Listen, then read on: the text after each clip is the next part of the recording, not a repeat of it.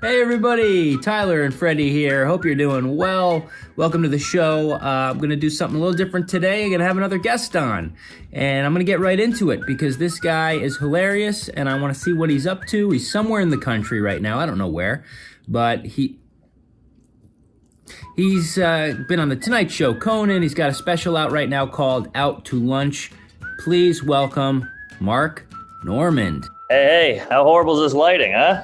Are you in what are you in the ballroom? Is that your room? No, I'm in the ballroom. This is the only place where the goddamn Wi-Fi works in this town. Where are you? Lafayette, Louisiana. Holy shit. What's what we got a 5 o'clock show? I got 3 shows tonight, a 5, a 7, and a 9. Holy shit. An hour each time? Yeah, I'm headlining, and then a couple local dweebs are going up in front of me. Jeez Louise. How is it doing 3 hours in a night? That sounds exhausting. Are you used to that? It's taxing. 3 is tough. 2 is pretty standard, but that extra one, you're on stage on the 3rd show going, did I say this yet? Is this show? What show did I say that on? Holy shit. But it's great for, just working out material. I mean, by the end of the night, you got a whole new bit because you tried on all 3. So it's a lot of work and a haul, but they're all sold out, so it should be fun. Full capacity? No. I think it's 50. Does anybody come from the first 2 that come to the 3? Do you have any repeat? Do you look out and you see somebody?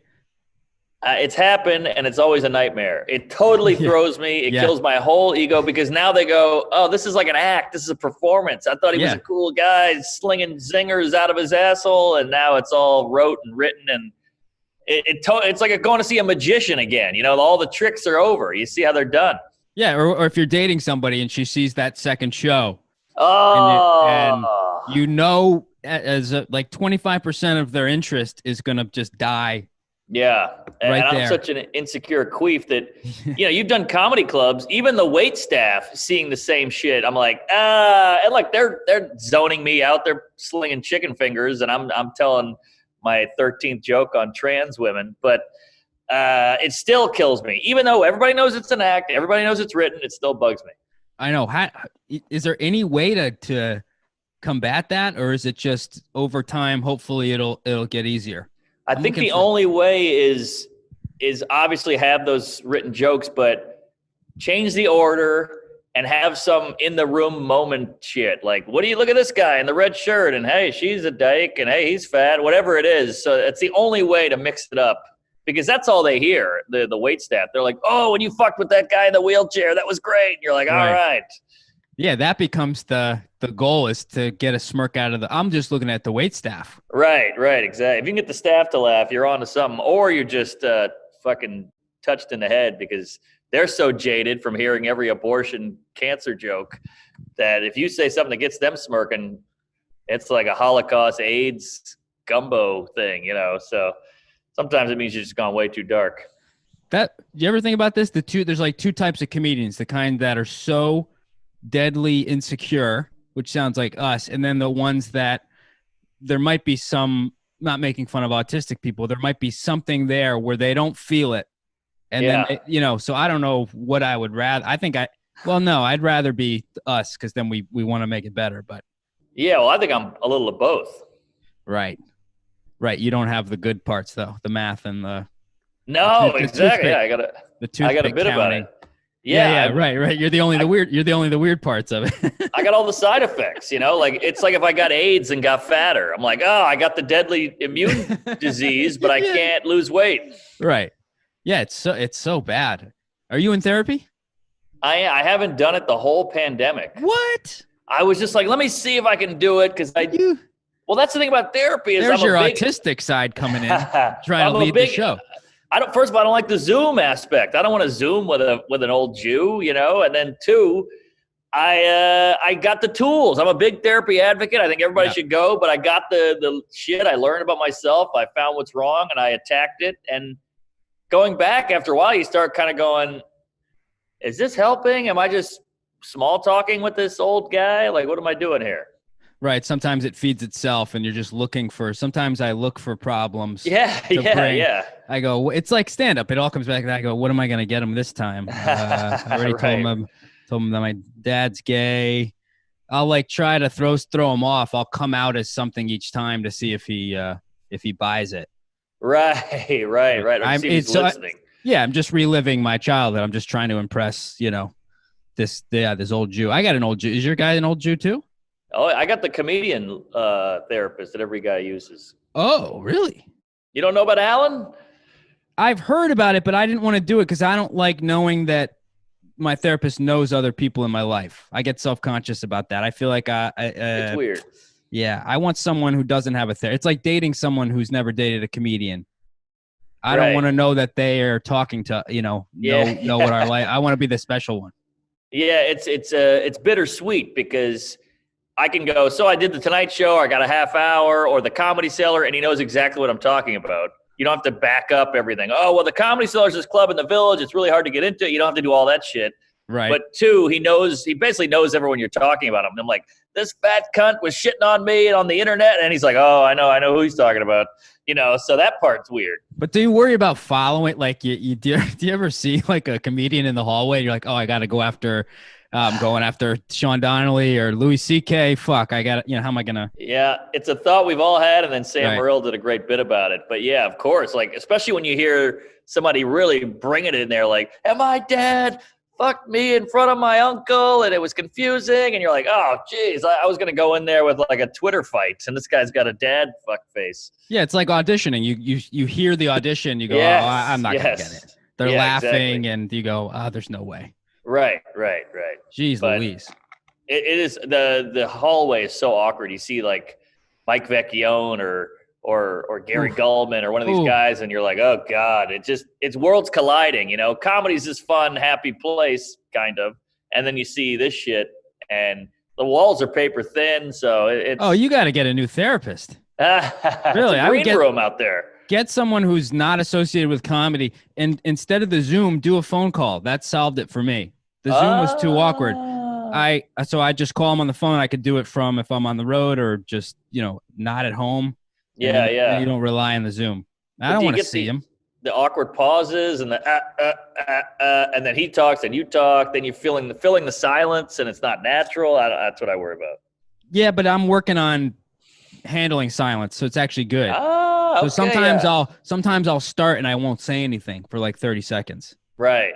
Just to be able to do that. Wow, that's great. See, yeah, I could use some of that. Yeah. And then there's some. Have you ever heard of EMDR? Wait a minute. Yeah. Do you have any childhood trauma you're trying to? Is there any like trauma you're trying to heal? That like is there anything? No, EMDR is a therapy technique. Oh, okay. What am I? Oh, I'm thinking EDM. Sorry. Yeah, EDM. Yeah. Maybe you can combine the two somehow. I have ED. Does that help? Well, maybe you can heal some of the trauma. EMDR is like when you're in REM sleep, you have rapid eye movement. So you have a therapist who's trained in it, and they have like headphones, and it connects your left and right brain. So you basically essentially they put you into REM sleep in a way. And they lead you through whatever traumatic, and it could be you get bullied in high school. It could be something small that's probably ruining your entire life you don't know about. Yeah. And you go back and they talk you through it. You relive the moment with your current adult skills, and you'll pause and you'll go back and you'll start to heal the trauma. They use it for like people who have PTSD from war. But really? Yeah, it's really good. Okay. And is that you doing that? Yeah. Well, before the pandemic, it's better to be in person. It's really intense because it's almost like they're hypnotizing you. I got to try it. I'm in. It's fucking amazing. Yeah. I'll send you a book. There's a book called The Body Keeps the Score where this guy describes it, but he explains like you could have PTSD from like a small event, from like your parent coming 10 minutes late to pick you up every Friday from soccer. Little things like that could fuck up your entire adult life. Holy hell. Yeah. All right. You talked me into it because I got a million of those and I feel like I don't have that one event. I never got diddled by my scoutmaster, but doesn't matter. I think I got the 10 minutes thing, and then the weird childhood, and the dad, and the anal, and so yeah, maybe it's the incremental. Oh, your dad's gay too? I heard dad and anal. Well, I had a weird nanny, and we lived in a house that got robbed all the time. And really? Oh yeah, my childhood was cuckoo bananas. Are your parents alive? Yeah, still together, still hanging in there. They're still married. Okay. Yeah. All right. But just all that weird shit with the I don't know. There was a lot of, I don't want to say neglect, but they were like workaholics, and they're good parents. They're good people, but that's the thing. I finally learned it doesn't have to be a big event. It doesn't have to be the diddling and all that. It could, a little bit of neglect can shift your entire perspective on relationships, and then you start seeking out the neglect and all that stuff. So this book gave me the permission to be like, oh, okay, I had it rough enough to like try to get some serious help. Right. No, I like it. I like that. Let's send me that book, Fatty. I will. Because it's like, what are we doing? If you're doing stand-up or any sort of entertainment, you're trying to fix something. Yeah. Right? Yes. There's a hole somewhere. Every night you're trying to fix something. Yeah. Every single night. I mean, I know that's a bit of a cliche, because I think, well, here's the thing about stand-up. This is going to sound super pretentious and douchey, but the audience is basically the instrument that you're trying to tune and fine-tune and play. You're playing the audience. The laughs, that's all you. You're conducting them with jokes. But you can't do it without them. You can write all the jokes you want, but you don't know if they're good. You don't know where they go. You don't know how to say them. So the audience is shaping your art, basically. And you want to play a guitar, you pick one up, you can play it for 9 hours in the basement, and you're killing it. But with jokes, you can't do it without the basement and full of people. Right. So I do 18 sets a night just because I want to keep playing that guitar, but that's the only way to do it. Well, you're shaping a relationship, really, because it's not, you're both shaping each other. So it is like it is an unspoken relationship, because you're leading them somewhere, and then you need them to respond. And then so it's like, to me, that's where I think it is some sort of healing that's happening, because you're every night and you're always fine tuning it. Oh, I need them to laugh there. Then, they want me to say that there. Yes. But you don't want to you also don't want to go too far into that, because it also is really fun. So to me, it's like, I want to figure out why I'm so fucked up that I have to do this. Then I can heal that, but you still get to keep all the skills and the fun. Right. Yeah. What is that about comedy, where we analyze the sadness of it so much? Like football, these nut jobs are playing head bashing games where they get CTE for a ball to get over a line. There's literally no purpose in it except just competition and to win. But that's it. And then we don't even focus on them. We're like, oh yeah, those guys are fucking Neanderthals, and they wear helmets and cups and bash each other, and we call them the Eagles or the Giants. Right. But a comic, we're like, what is it? Is it psychological? Was he diddled? We only do it with comedy. I don't know why. Probably because ours is vocal. We're just spewing all this stuff out. They're just tackling each other. You don't hear them talking at all. If they had little mics and they were like, "Oh, fuck you, Dad, I'm gonna fucking tackle this guy," then they might be under the microscope like us. But there's a sketch. The inner monologue of athletes. Right. That's funny, because I'm not a huge sports guy. I like MMA. I like ping pong, but I think if I could know what they were thinking, I would be way more into it. Right. It's just a bunch of uniforms jumping around. So to me, it's not that stimulating. Yeah, I don't really watch much of it, but that's why I don't have friends, I think, because I don't. I don't want to go. Well, I don't want to. Yeah. I get it, but I just don't. It doesn't grab me. Yeah, I'm more of a verbal guy, so I like hearing stories. Same. So you asked me about Burr, and yes. So what happened? You heard the podcast? I listened to Bill Burt, and first I saw you post about it, and I was like, oh, I'm going to listen to that episode anyway. And they have an impressionist on. I forget the guy's name. But Jeff Richards. Jeff Richards. Yeah. And he had some great impressions. And then somebody came up and said, well, have you seen this Bill Burr impression? And they go, it's from a German guy. So they actually thought you were German. And then, which is a testament to the skill level. And then he fucking nailed it. And it was one of those where they weren't howling laughing. They were just like, oh my God, he's fucking killing it. Like, this is dead on. And Bill Burr's like, I know, this is the best one I've ever seen. Like they're in awe of it, which is even more impressive. Right.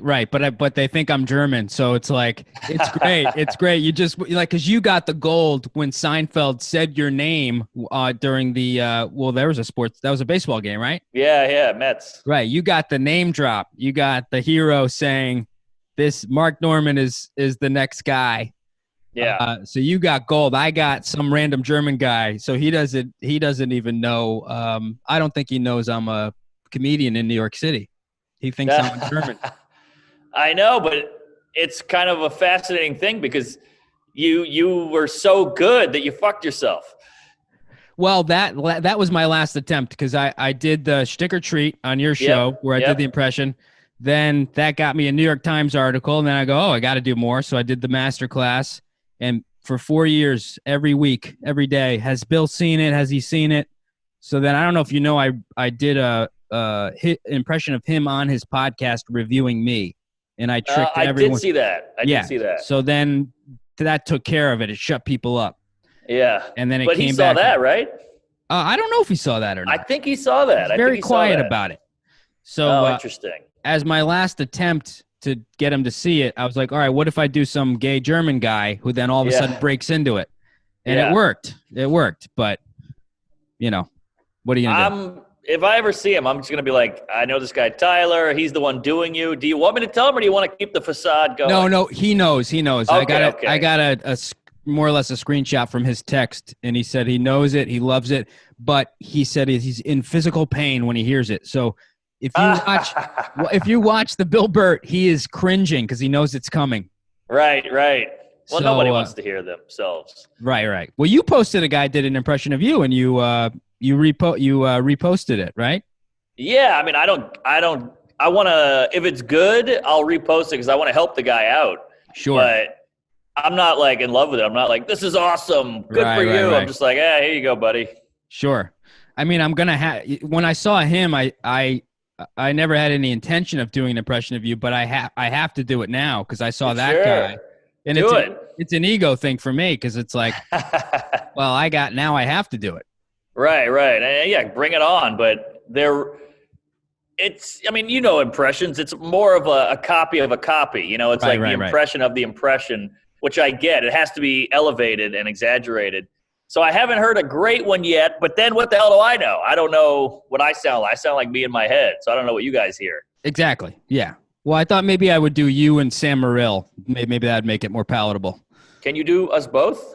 I probably could. Yeah. All right. Yeah. Interesting. I'm intrigued. I'm excited. So I just got an abortion. That's all I got of Sam Morril. So my girlfriend just got an abortion. That's all I have so far. There you go. That's it. I'll work on it. You got to go, buddy, right? No, we just started. Oh, I thought you said you had a show at 5.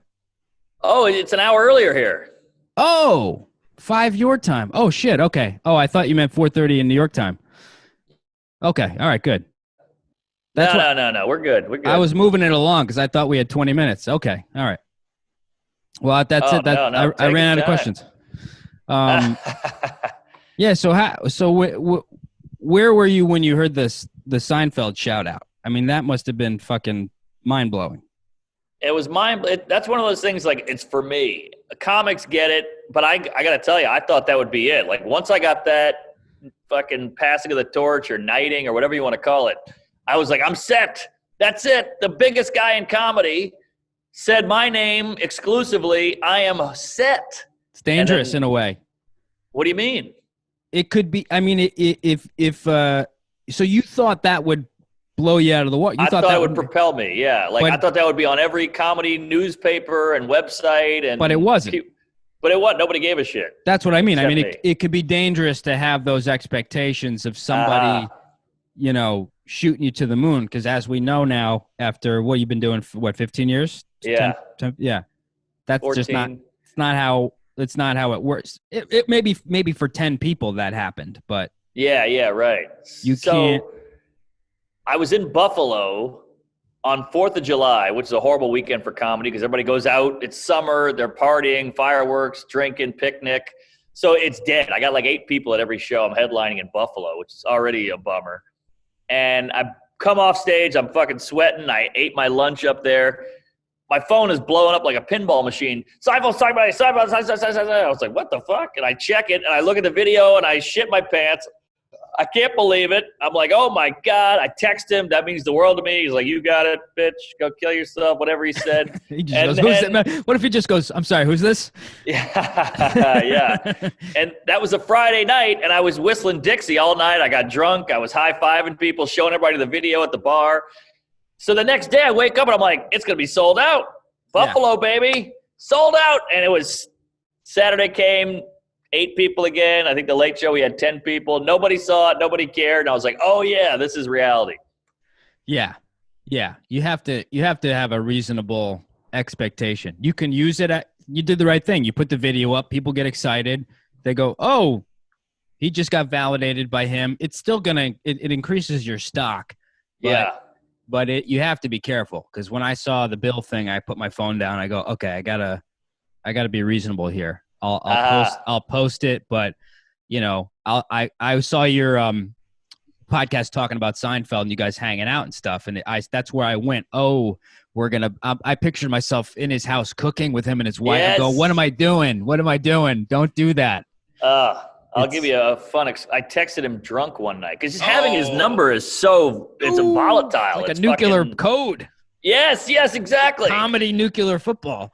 Right, that's exactly what it is. And I just got that number. I'll just look at it, and I'll read our old texts. I scroll through. It's fucking embarrassing and sad. But I mean, how could I not? I grew up with this guy, and now the whole thing's bananas. Yeah, but it doesn't make sense even. No, it doesn't make sense. And so I had this idea for a sketch, and it was right kind of mid-pandemic, so we're all bored. We're locked up. We can't do anything.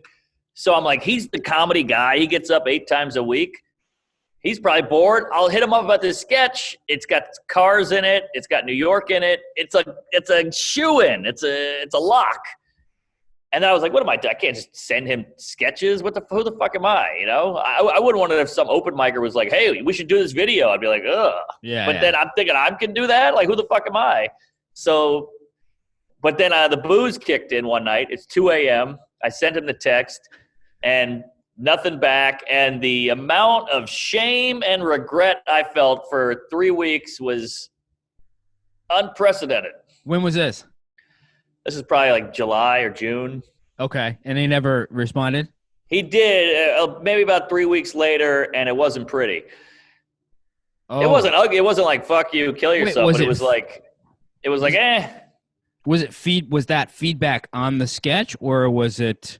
Yeah, I think so. Just like, I'm not doing that kind of thing. Did you send him a script or an idea? An idea, like a long paragraph, like, okay, here's how we're going to do it. This is what it is. I think this will be funny. I think people will love it, and nothing.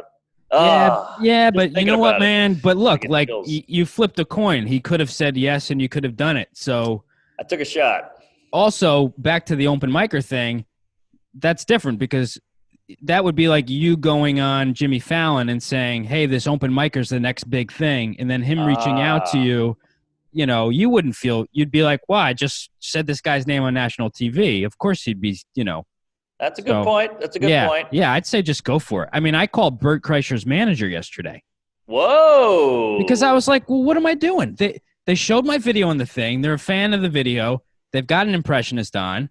And this thing came over me. I'm like, I'm just sitting on my couch. Just like the likes are running out on the video. I go, all right, I got 48 hours while this thing's exciting to everybody. So it was like robotic. I just picked up the phone, went on his website, called his agent. I said, Bert Kreischer is a fan of mine. And he mentioned me showed my video on his podcast. And they said, all right, here's his manager's number. So I called his manager. I left him a message. And I didn't say I'm a fan of his. I said, let me do some reverse psychology. I said, I'm Tyler Fischer, and Bert and Bill are fans of mine, and they featured my videos on the podcast. I'd love to come on as a guest. Let me know your thoughts. And I might not hear back from him, but it's better that you sent Seinfeld the sketch than it would have been worse for you to that could have haunted you for 5 years if you never sent it. Yeah, well, kudos to – that's a smarter, more professional way to do it. I got drunk and texted the guy like a you up. You hit the fucking manager. You never went through Bert. You never annoyed Bert. And it's a good idea. And they've already said they love it. Yeah, So, but if I had Bert's number, though, I would have gone. That's probably true. Probably Yeah, true. if you emailed Seinfeld's manager and then he would have been like, why didn't you just text me? Right. Good point. You know. But yours is better. Yours is more of a lock because they've already talked about liking the impression and how good it was. If Seinfeld said, I want to do a sketch like this, and I was like, I got the idea, he'd be looking for it. At least they already like it. Sure. Yeah, I guess so. But he's a fan of yours, and we're all comrades. We're all just throwing shit to the wind. So, Yeah, but he's going to need another show at some point. I mean, look, Larry David, they were walking around a fucking grocery store making fun of Chinese products. Yeah. And that started Seinfeld. So you never know. Well, at the end of the day, I forgot my point. Oh, you can't do it at the end of the day with no. Oh, I got it back. At the end of the day, I realized I sent him an idea for a video because we're both in this like, got to get clicks, got to get online, got to be relevant, got to go viral. And he doesn't have that. He's like, I'd like to create a good show. I'd like to have comedians in cars. I'd like to have a stand-up career or whatever. So viral to him is like, viral? I have a TV show that comes on 4 times a day. What the hell are you talking? I don't need viral. You need viral. So in a way, it looked like I was using him for him, which is not good. So I think that's what the turnoff is. Yeah, it's tricky.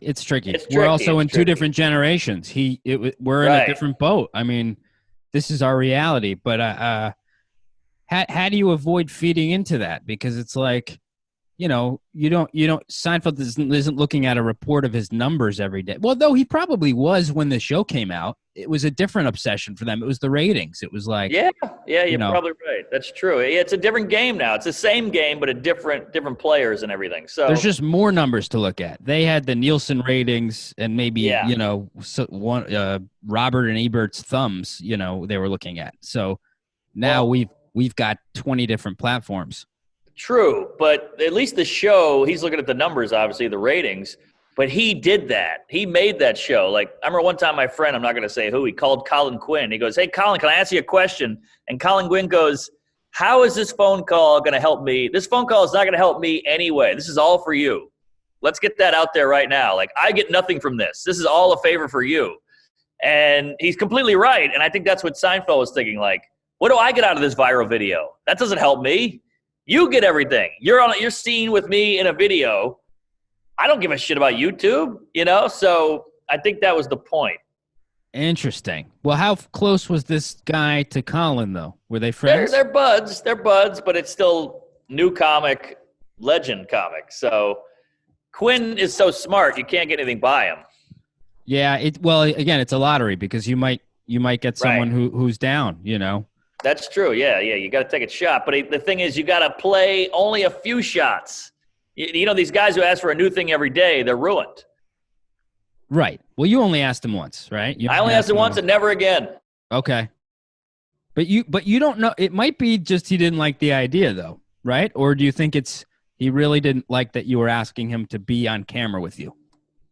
Well, I think, first of all, the guy didn't want to do anything. He's just sitting at home like, I don't want to do that. That sounds like hell. But so I don't think the idea was amazing. So for him, he's like, doing this would require getting off the couch and doing work. And what if it turns out to be not that great? I got high standards of my work, so I can't just put out some shit. He already put out B-Movie. That was a bomb, Shit. Yeah. So he doesn't want another one of those. So I think he's just like, what's the upside for me? This is all downside. It's work. It might be and I don't need to go viral. I think the only upside would be if it was fun. If you struck a chord with him and it was fun. Because at the end of the day, that's all we're doing. That's what we're doing now. That's what you're doing tonight. So if you that's true. If you connect on it, it's so case by case. I mean, I pitched a prank show and Sal Volcano, we weren't best friends, but we had just met and he gave me a hand with the pitch and we sat down and that guy owns True TV. I mean, they're so I took a risk, but he looked at my pitch, forwarded it to the network head. So that was a risk, but, I thought you only live once, and I only know one guy who's on Impractical Jokers, and that's my thing, is doing pranks. So it could have gone either way for sure. Yeah. No, I think, there's a million stories where they go, if I didn't ask, would it never happen? And then there's another million stories that say, I asked and I ruined everything. So you take a shot. I don't know. There's nothing wrong with that. Yeah. But you're also a decent, self-aware human being. There's also people who just try to shoot that shot every 10 minutes, and there's no talent to back it up, and they don't have a relationship with the guy. So I think you're okay. It's a timing thing. Yeah. And I'm too self-aware. I mean, I was sweating when I called the manager last night. I was actually sweating. But that's healthy. That's how you should be. Yeah, exactly. It's like the fat guy who goes up and hits on the supermodel, and she's like, "Are you serious? Like, why would I want to fuck you? What are you, crazy?" But if he's another hot guy who's a millionaire who hits on the supermodel, at least there's some reciprocation there. This guy knows his wheelhouse. Sure, but the fat guy could look like her dad, who left when she was. I mean, really, that stuff. That's that true. Stuff really That's happens. True. Or a gym teacher who grabbed their ass, and that just was abuse, but get the most attention she got that week. So I'm fascinated with what attracts people to each other, because I think there's a million things going on. And pheromones are a huge one. Yes. Huge. Isn't that fascinating? Yeah, there's a certain scent that women will avoid at all costs. They don't even know, because it's similar to their dad, like having a baby with their dad, like something about the blood type. Whoa. Some crazy shit. Yeah. Fascinating. And we're not even aware of it. You know what else is wild is, like, the subconscious is so powerful. Like, you meet this girl and she keeps dating alcoholics, and they beat the shit out of her. They throw her down the stairs. They're never around. Yeah. And she keeps dating alcoholics. You're like, why do you do it? This is bad. She's like, I don't know. I'm just drawn to them. And you're like, what was your dad like? Alcoholic. Oh, well, but it's funny that we're smart enough to know that the dad is an alcoholic and these guys are bad for you, but you keep doing it. No, we're so dumb. We're under the spell of something much bigger. I mean, I was dating crazy women, crazy women. And then I had to stop dating for 2 years. I almost completely stopped dating for 2 years because it was actually ruining my life. I would get involved with these practically mentally ill women who, are off fucking, but the last girl I dated fucked some guy in England, said she was going to visit a friend, turned out to be an ex who lived in Queens. First of all, I was like, you flew all the way to England to fuck a guy who lives off the N train. That was the worst. That was the worst part for me. Wow. After a lifetime of that, I said, I got to stop dating. I got to figure this out. And it was really, it turned out to just be a repetition of childhood stuff. Oh, really? Was mom a little kooky or what? Yeah. Oh, yeah. Yeah. Yeah. I mean, I found her trying to kill herself 3 years ago. Yeah.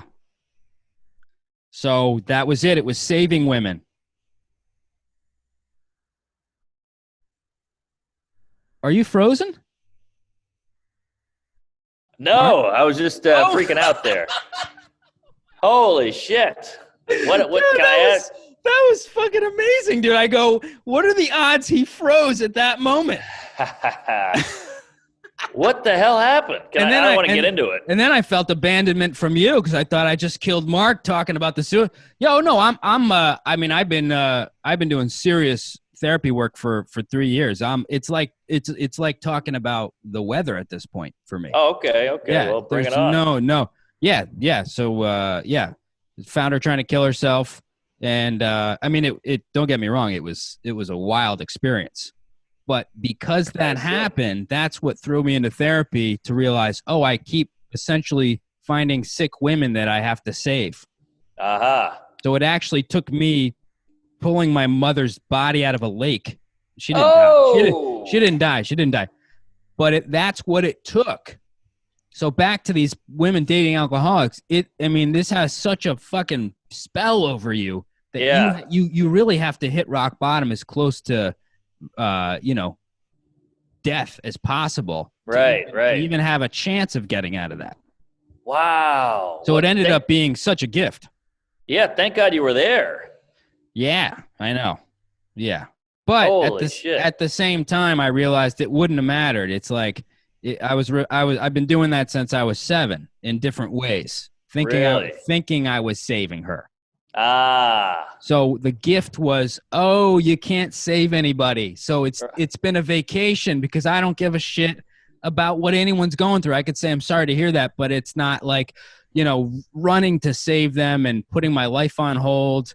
It's like I feel this freedom now because of that. So damn. Yeah. Fascinating. Wow. Well, you're a strong little son of a bee. That would fuck me up if I saw my mom. I've never seen my mom in a pool, let alone a lake.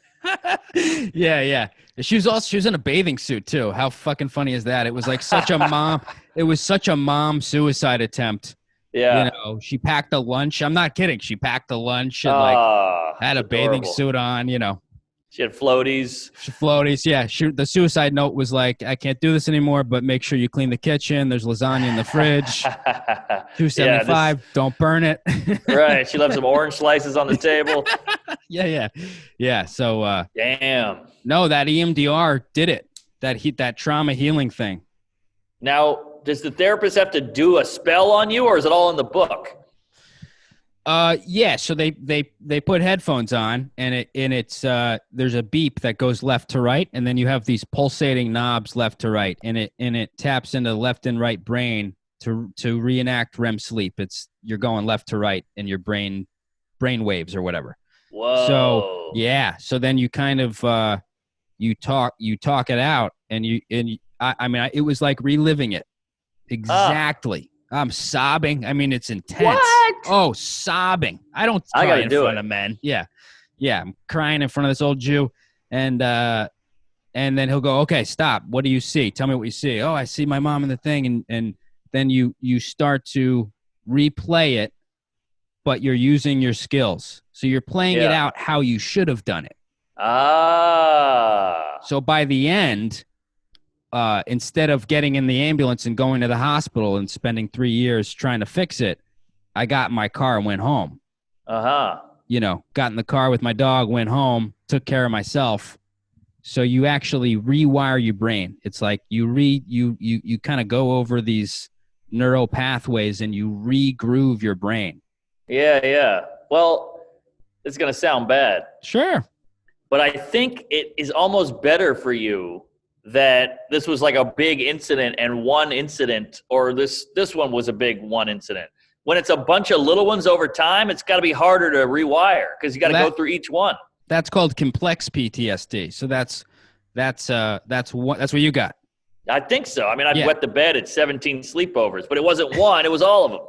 Yeah, I've got that too because I was taking care of my mom since I was 7, so it was like.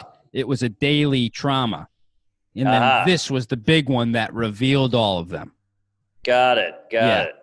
So there's 2 types. There's PTSD where you experience something crazy at once, or you experience it once over time. That one's a little trickier. See, this is cool because you look at you're a funny guy, you're doing impressions, you're on a scooter, you got a cute dog, but nobody thought your mom's suicidal and you're saving her and you're dating psycho ladies. And that's most of my life. That's what's fun about getting to know somebody. That's 99% of it. The stand-up is 1%. That's the 10-minute escape. I can not have to talk about it. But that got me through it. Having that at night to go and I was hosting Hot Soup a lot at the time as well.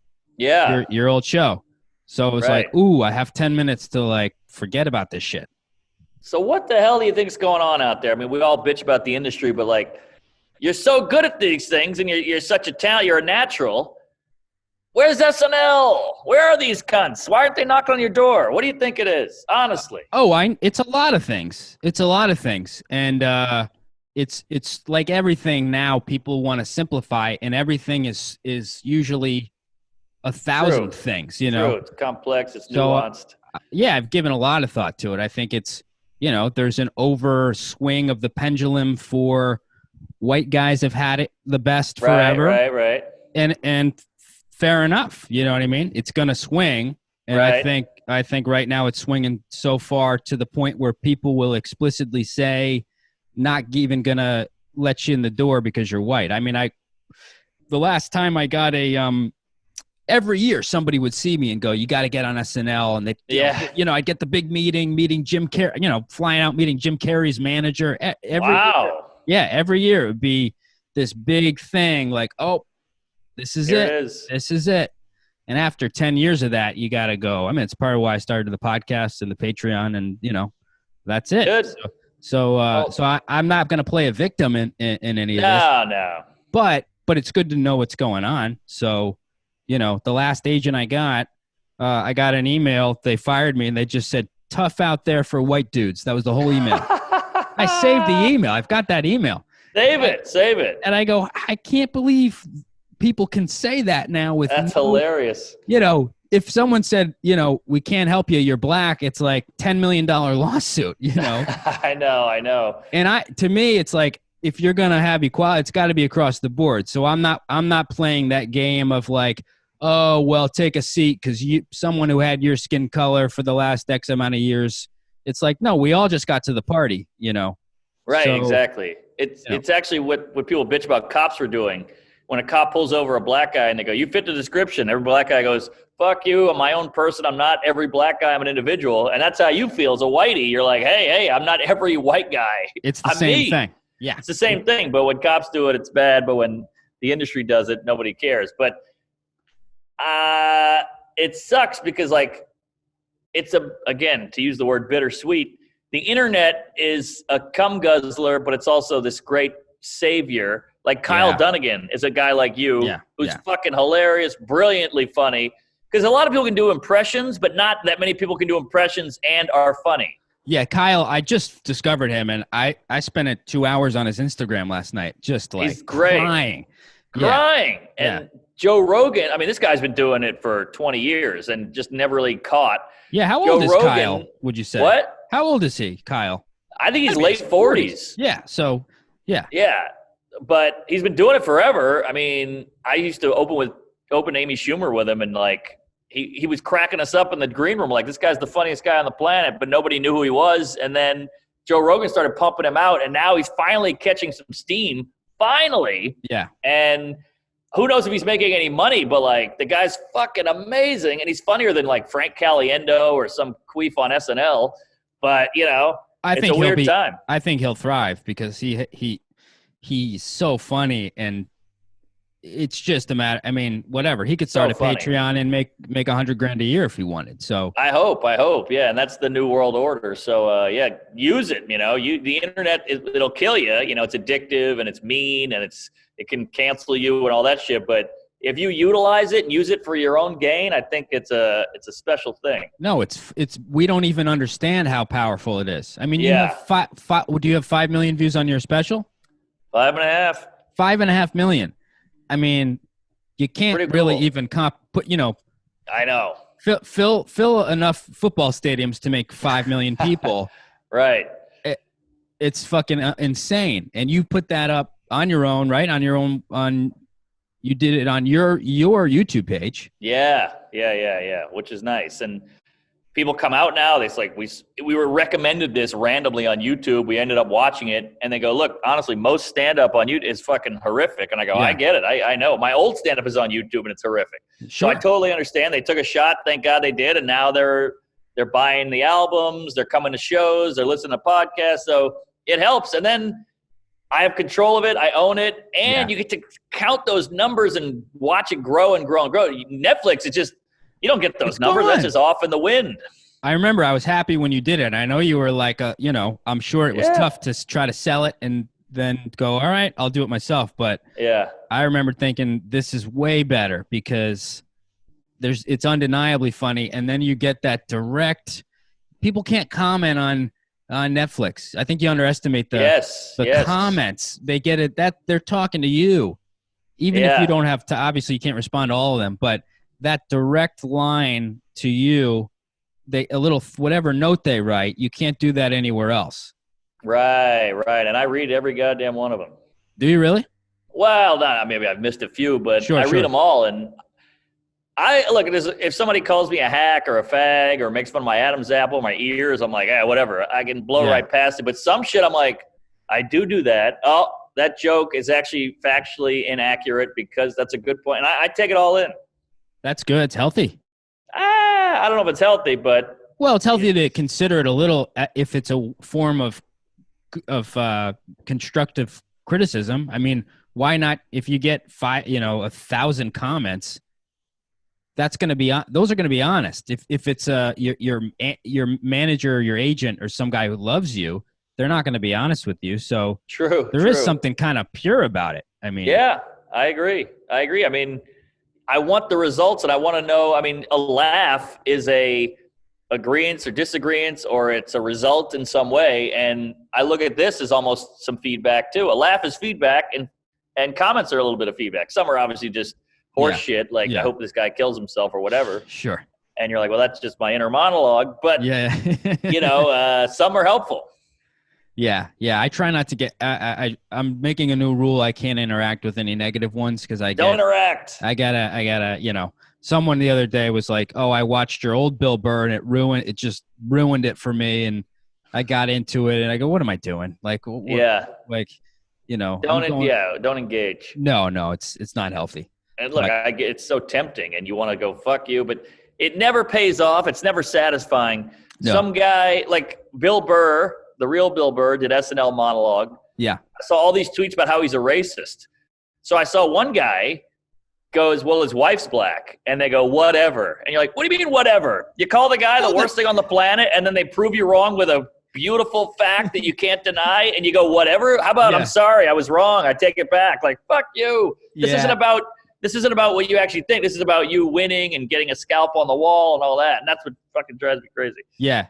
The no comment on negative comment rule, I think, will save you, because it'll just we're 7 times, our negative emotion is up to 7 times as high as a positive one. So if you're walking down the street and you see Seinfeld gave you a shout out, and then you step in dog shit or someone calls you a fag or whatever it is, that the negative one is 7 times as strong. So that's why you're looking at the waiters' faces. Right. It's such a useful thing to know. I'm so happy I learned that, because you got to be aware. That's a really important thing to know about humans. That's huge. You mean you just feel it more, or it resonates more? What do you mean 7 times? Up to 7 times. It's 7 times as powerful. So that's why the bad little thing during the day will crumble you, or the 2 people in the crowd who are checking their watch. That's exactly why we have such a awful reaction to that. Interesting. That's great to know. That's a great little tool in your belt, because you go, that one hurt, but 7 times more. You got it. You go, body's just doing its thing. Yeah, exactly. So you can call it out, or start to know, okay, don't look, just don't look. That's why it's like, don't respond, don't look, because you're going to be wasting a lot of time getting into it. Wow, that's great. Yeah. And look, just to pull this thing all back together, we bitch, we moan, you get the email, tough out there for a white guy. But at the end of the day, I got to stop using that phrase. You're a New York comedian. Yeah. You're working. You have a podcast. Bill Burr knows who you are. Bert Kreischer knows who you are. You're performing. People love what you do. I mean, that enough is. Oh, it's huge. Obviously, we all want more, but we got to remember that's fucking great. Yeah, I mean, I write my own goals and I define my own success, and it's usually in small doses, which also helps me. So it's. My last one was record an album and sell the album, which I did, and I got it on Sirius. And then, so it's like, to me, I don't, I don't, there's also a lot of luck in this industry. So I'm not saying it's just because of the white guy thing. That's a portion of it. Right. A portion of it's luck. A portion of it's, whatever. Michael Che blocked me on Instagram. And whatever. It's like there's gatekeepers who don't like it for whatever reason. Yeah. And that's fine. Yeah. I mean, there's people out there who are like, Goodfellas, it's not for me. And then people are like, I don't like Star Wars, but Star Wars is the biggest fucking movie ever made, or whatever the hell it is. They got 8 sequels and Comic-Con and lines out the block. But it's just, you take the good with the bad. It's just how it goes. But I don't know. We could be doing a lot worse.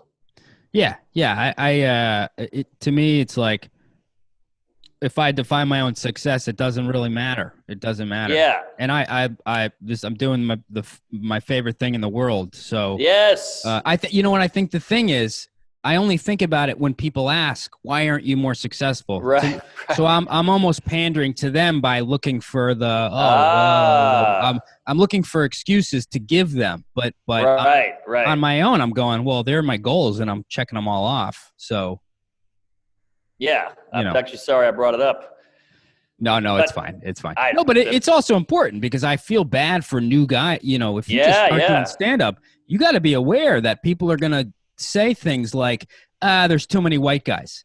Right. And like, right. if you don't have the thick skin to handle that, you're going to kill yourself or quit or whatever. So, Dude, I was just thinking about that today. Like the early days and the open mics and the poverty and the rejection. I started 22 or whatever. I was so young. I was so drunk. I was so naive. If I had known the hurdles that were ahead of me, I probably would have just not even tried. It helped to be so delusional and an idiot. So like, I don't know if I could do it again. I don't know if I could. It was so hard. No, you have to be a certain amount of blind to get through it. Yeah. But something different with you stood out because you were working more than anyone that I knew. Was that a conscious decision? Yeah, I just wasn't good, and I wanted to get good. And to me, like I don't mind labor. I've had horrible jobs like janitor, construction worker, busboy, furniture mover. So like to me, getting up on a stage and talking isn't that big of a deal. People are like, you do 4 sets a night. I'm like, yeah, I went on the subway. I went to a show, did it, got back on the subway, did another show. Like that's nothing, baby. And I'm moving around New York. I'm on my feet. It felt good. I was alive, and people are like, how do you do it? You're such a hard worker. I'm like, this is not work. You start at 8 p.m. It's not like, Yes. It's like it's 8 insane. to midnight. I mean, yeah, look, traveling sucks. You got to pack a bag. You got to go through security. But then you sit on a plane. They bring you water. And then you get off the plane. You get an Uber. You go to the hotel. You tell jokes. You get a high five. Maybe you get a BJ. You get a slice of pizza. You go home. You do it again. I don't know. It's not so bad. And people are like, oh, he's such a hard worker. I'm like, look, writing is hard. I get it. It's hard to, your feet hurt, but you got to get up and write in the hotel room. But like, what do you want to put up drywall? Like the bar is very it's not low. that bad. The bar is very low for work and stand up. And I think for guys like you and I who do, I would just want to ask you this. Do you have a structure throughout the day where you sit down and set the timer and like, really that'll make or break you. Yeah. Oh yeah. You got it right. That's the only way. Look at all the successful people. They're all hard writers. They write a ton. They do a lot of work. And all I do is I go, okay, it's Saturday. I'm in Oklahoma City doing a weekend.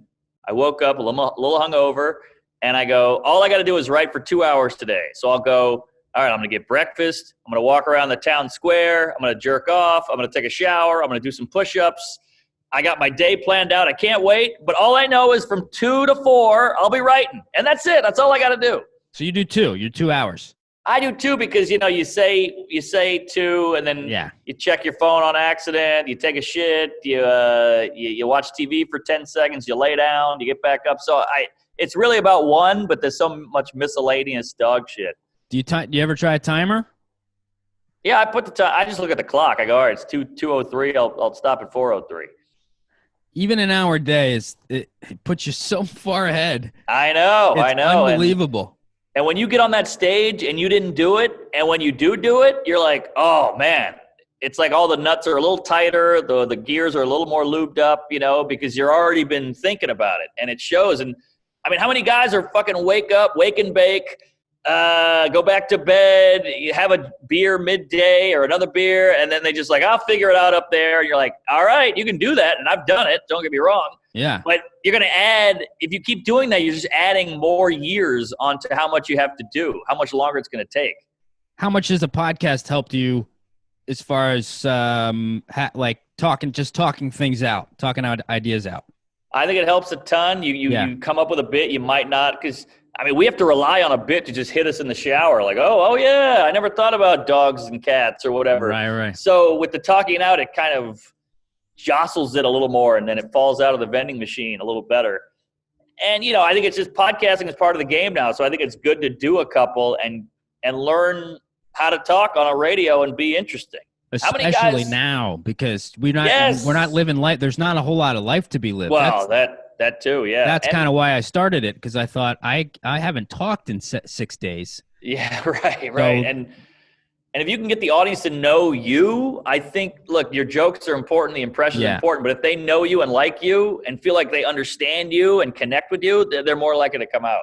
Right. That's amazing. Okay, so you've got, 2 podcasts now, right? Tuesdays with Stories with Joe List. Yep. And Sam Morril, One More Drink? We might be drunk. We changed the name 7 times. I noticed that. We'd pick a name and realize somebody else had it. Okay. I watched it. I don't really watch podcasts, but I have been watching that one, and it's very enjoyable. Thank you, sir. Thank you. It's just a hang. It's just we get drunk, we hang. I've known the guy for 12 years or whatever, and we have a good rapport, and it's a pandemic, so why not put some shit out? Nice. What are you working on anything now, or just the next special? Always working on the next special. I got about 40 minutes of killer, and I just want to blow it out to 60 minutes, but hey, no rush. Mine came out in May, so it hadn't even been a year yet. And it's a pandemic, so it's hard to build material, but working on 2 TV shows. Whoa. I mean, that sounds cool, but I'm always working on 2 TV shows. I've probably pitched 18 shows and gotten far, but never sold it.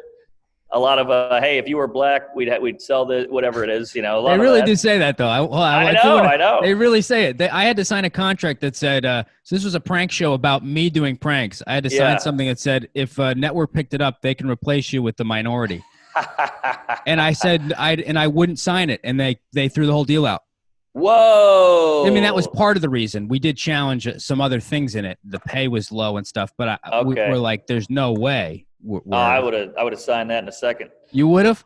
Well, you get the show made, because then you get over that hump. Now you're a show creator. Now you're in the mix. Right. Well, but I get it. Well, we had a lawyer come and say these are the things we want, and then they just wouldn't. You know how serious somebody is when you start to negotiate, and then they go, never mind. Yeah, no, that's true. Yeah. 18 shows. I mean, holy shit. Game shows, cartoons, sitcoms, reality show ideas. All right. So are you at the point now where you saw, 5.5 million people watched my special? Why don't I just do it on YouTube? Yeah. Oh yeah, for sure. And I've kind of been leaning that way. Like I've been putting up little sketches and just weird shit like, hey, here's Park Normand, here's me in the park, and you get a guy to edit it well and make it look nice. And that shit is catching on more than most of the shit I do, like the man on the street stuff. Yeah, it's hilarious. Oh, thanks. So yeah, it's just like, just film funny shit and put it out there. Cause I used to be in this box of like, okay, what's the format? Okay, who are my characters? What's the setting? And I'm like, fuck that. Just go be funny in a random place and film it. I was trying to find the structure. What's my thing? Am I a man on the street guy? Am I a video Nathan for you guy? And I'm like, fuck that. Just go do it and make it happen. That's the key. Some of it sucks and some of it's bad. Yeah, you just have to do it. That's another reason I did get sucked into the vortex of we're going to make you a star. I spent 10 years going on that journey, and then I realized they'd go, no, don't film this because we'll film it on the TV show. Right. But that is one more element to why, I'm not exactly where I want to be. So when I decided to stop doing that, then I was like, oh, I'll just go make stuff. That's it. That's it. Oh, that's it. I lost you there. Oh, there you are. Okay. Yeah. So just go do shit. And look, some of it's gonna suck, but at least you make shit. And then when you find the shit that sucks, you go, okay, we won't do that again. And that's the only way to get better is to fail. And it's really about working the muscle, getting used to just cranking stuff out. That's what you have to do. Crank. And then you can start getting better at cranking, and then your quality gets better. So now you're cranking out mediocre to above mediocre to good to really good, and then you're off and running. So you mean don't go on Clubhouse and listen to Instagram stars tell you how to be successful for 4 hours? No. Done that yet? If half of them didn't have a fat ass and a small waist, they wouldn't be popular either. I got stuck on that app. I joined it. And next thing I know, I'm waiting for Elon Musk to come on, and the app crashes. I spent 4 hours listening to, these are the books you read. I go, what am I doing? I go, I literally just stopped working to come listen to people tell me how to work. So get off a Clubhouse. Don't get stuck in that trap. Okay, good to know, because I was intrigued. I was like, what is it? Tim Dillon was telling me, he's like, it's so fun, you're going to love it. I was like, is this a gay thing? It's just rooms where successful people tell less successful people how to become successful. That's it. That's it? I mean, you could start any room you want. You could start a room about how to be a comedian or whatever, but it's just another place to waste time instead of making That's stuff. what it is. That's what it is. Get me out of my life. Get me out of my head for 2 hours. Yeah. Yeah, I spent 5 hours on it. Did you see any tits or anything? No, you can't see anything. It's just chatting. What? It's all chatting. You can't see. That's their hook is you're just listening. That's interesting. Isn't that funny how everything just comes back around? Like we invent the radio. You got 10-year-olds sitting on the floor staring at the radio with a sweater on. Then cut to 50 years later, we got the internet. We're interacting. We got virtual reality. We got porn online. We got all this shit. And then now everybody just goes back to podcasting because it's back to radio. You know? This doesn't have any video. This is really the radio. There you go. And it just keeps coming back around. It's like the kid with the video game system who ends up playing with the box. You just play with the fucking that's Clubhouse. Clubhouse is us playing. We're playing with our MacBook Pro box, and it's literally like building a fucking Clubhouse out of boxes. There you go. But I was gonna say one last thing. All right, your special that. God damn it! I did a sleep study the other night. How's your sleep, by the way? Horrible. Well, tell me about this. Oh yeah, no, I've been having night terrors since I was a kid. It all comes back to the trauma. When your dad comes out of the closet when you're 7, and then you're raising a suicidal mom, it's just part of it's just sewn in. But you don't sleep well. No, the brain just won't stop. I have to sleep with an ear pod in, playing a podcast, just so I can focus on that and not my own shit. Oh shit. Yeah, Don't you become dependent on it? Do you become dependent and then I do, and then I did it when I was a kid. I'd put the FM station on. I'd listen to like Loveline or Sleepless in Michigan. My wife died and I can't get it up or whatever, and I would be like, that's nice, But now I do it because I got the girlfriend next to me, so I do an AirPod. And Greg, is Greg in bed with you Greg? guys? No, we don't let him in the bed. Congrats on Greg. He's beautiful. Dang, yeah, Maine Coon, but he's bigger than you. I saw. Yeah, I know. I ran into your girlfriend at the vet. Actually. I was walking by the vet, and was she getting neutered? She was. Yeah, she neutered me and paid for the procedure. But your cat fetches. I saw. Yeah, it's pretty amazing. It's the dog of cats. That's what they call the Maine Coon. I mean, it fetches. It like jumps on your leg and pants and everything. It's just like a dog, but it's a cat. How has it changed your quality of life? I got to tell you, I was against it, and we made a pact. Loved him. Well, look, hey, yeah. I'm a good liar. Yeah. No. We made a pact. I said, I don't want a cat. She said, I want a cat. I said, all right, well, we can get a cat, but you have to do everything. Don't call me when the fucking litter box explodes and there's shit everywhere and it needs its shots and all that. I was like, don't. That's all you. And she was like, I don't want to do that. I was like, well, those are my rules. And she said, okay. So It's pretty great because now I get to hug it and pet it. I know. I saw you on the couch just doing fetch. And I got the positives. And I could take it or leave it because it's still a lot of work. You still got litter traced all over your floor and it still jumps up on the counter and pushes your water bottle off. But I'm not picking up the shit. Would you have kids then? Because this doesn't sound like you would. Well, kids I would do because those are yours. This is a fucking cat that somebody got out of a box at Walmart. Kid I would do because it's your kid. The blood's in there. You can feel it. You need to save it. Yeah. And you can talk to it. You can hug it and give it a noogie and say, how you feeling? You tuck it in. A cat just like, you try to touch it. It sniffs you. Right. I got the dog here and it's great, but it's, I go, he doesn't even know my name. Yes. He doesn't know I'm a comedian. People ask if he's my best friend. I go, what are you, a psychopath? Like who, if you can't land a human best friend, you're doing it wrong. And how about this? You could have that dog for 500 years and you will never make it laugh. That's true. Yeah. Isn't that, as a comedian, that fucks I can't wait to tickle my kids and say knock knock jokes and, push them in the bushes. But A dog will never laugh. It'll never laugh. Yeah, if you had a best friend that never laughed at you, you'd be like, get the fuck out of here. Of course. Yeah, it'd be a nightmare. Cats too. They don't laugh. They just stare at you and do this. They do the weird head cock, like, huh? Right.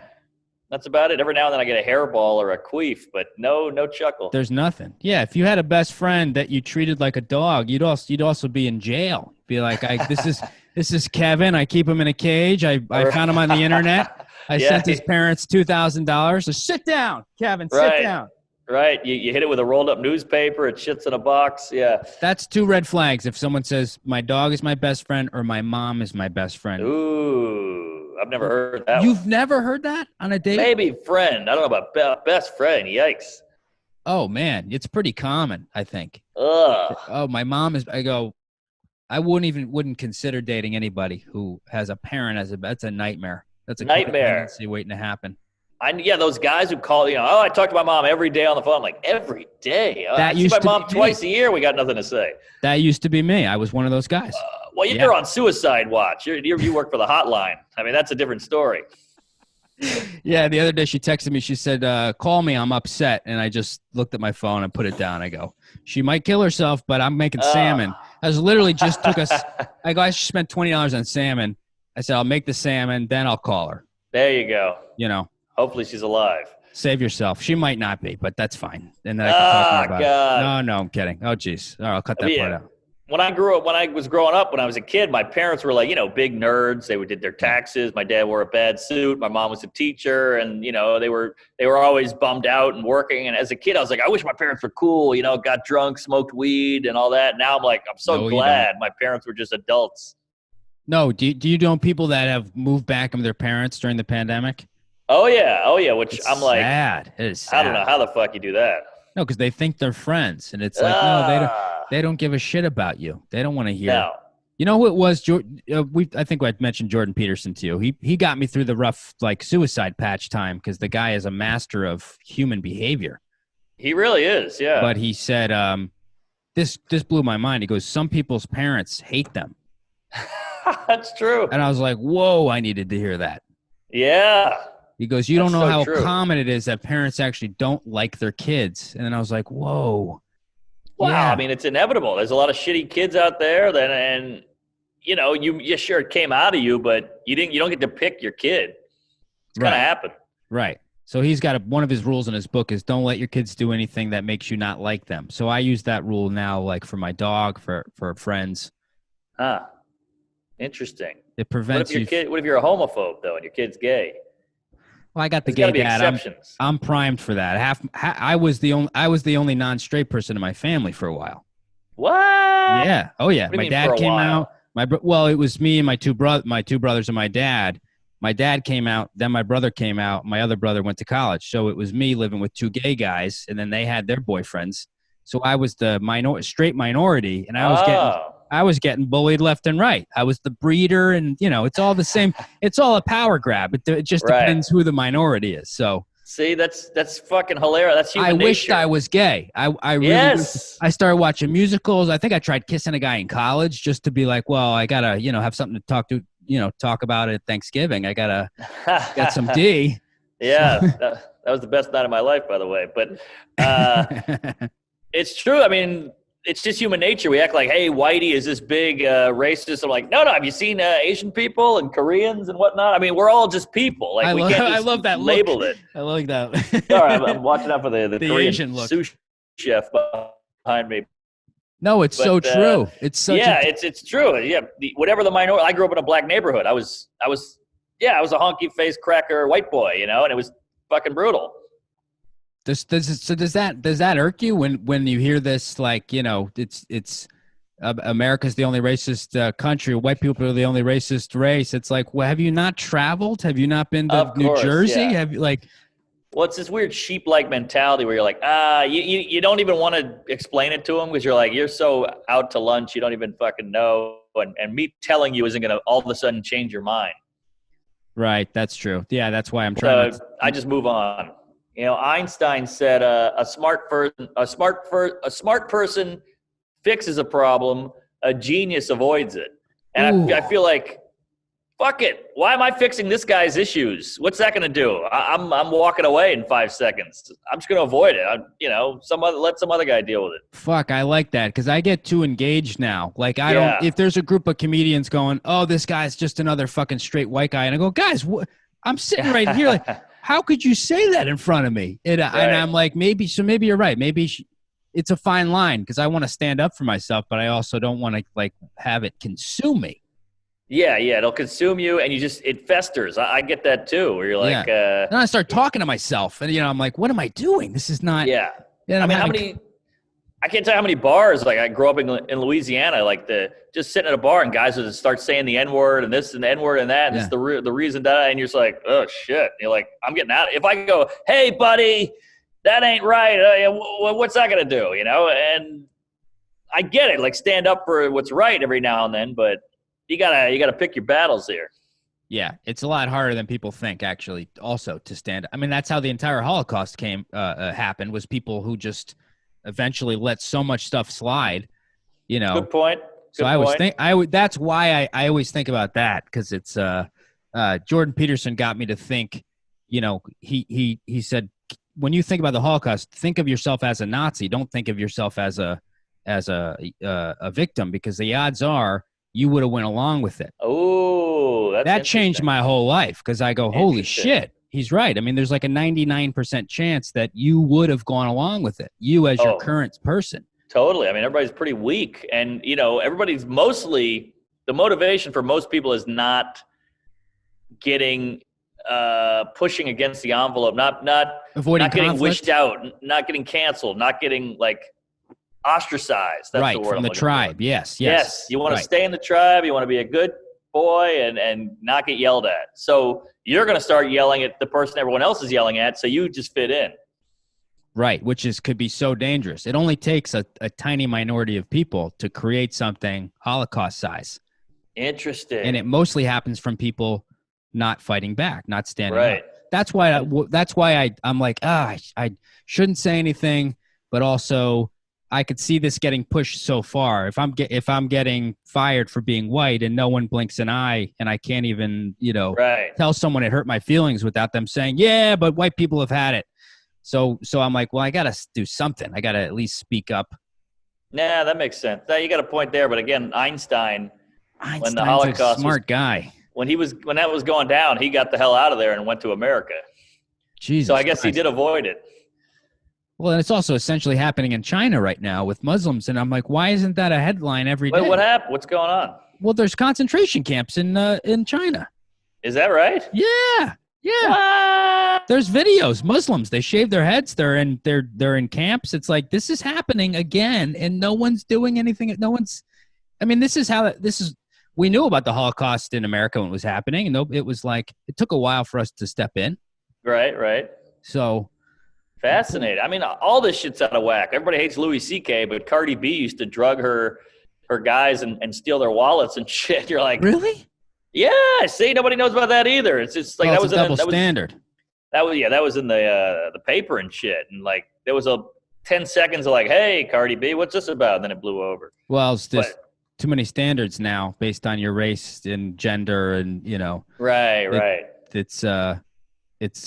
It's going to lead to something bad, but how do you, I know you got I got to start wrapping up. Got to wrap up. All right. We'll get 2 minutes. Is that good? Yeah. Perfect. So how do you, cause you do push the envelope a little bit on stage and you do talk about some stuff that it isn't even really sensitive, but nowadays is like, you can't even touch it.